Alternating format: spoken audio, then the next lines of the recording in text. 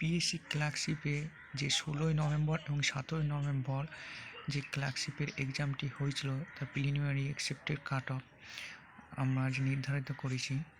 তার আগে আমাদের জানা দরকার পিএসসি ক্লার্কশিপে 2019-এ যে এক্সামটি হয়েছিল তার অ্যাকসেপ্টেড কাট অফ কত ছিল।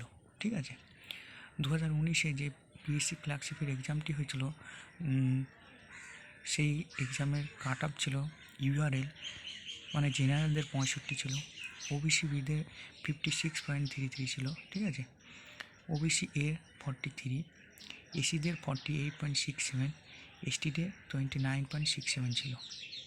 2019-এর যে এক্সামটি হয়েছিল, ঠিক আছে, তার শূন্য পদ মোটামুটি ছিল 7,227টি মতো এবং পরীক্ষার্থী ছিল মোটামুটি 2019-এর যে পরীক্ষার্থী 7 লক্ষ মতন পরীক্ষার্থী ছিল। 2019-এ যে পিলি এক্সামটি ছিল ইজি কোশ্চেন পেপার হয়েছিল, সেই তুলনায় 2024-এ যে পিএসসি ক্লার্কশিপের এক্সামটি হয়েছিল question paper moderate two hard. ঠিক আছে, সুতরাং 2024-এ পিএসসির যে এক্সামটি 16 এবং 17 নভেম্বর হয়েছে তা অ্যানালিসিস করে যতটা ধারণা করা যায় অ্যাকসেপ্টেড কাট অফ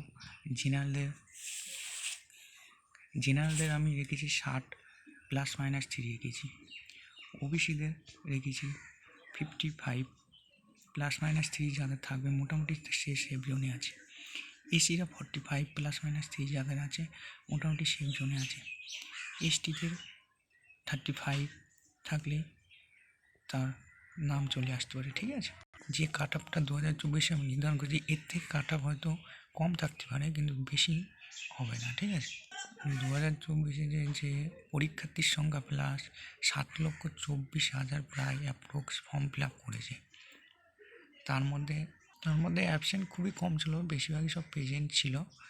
এই অ্যাকসেপ্টেড কাট অফটা তৈরি করা হলো। বন্ধুরা যদি ভালো লাগে তো লাইক করবেন, শেয়ার করবেন। ওকে বন্ধুরা, থ্যাংক ইউ, এইটাই বলার ছিল। ধন্যবাদ।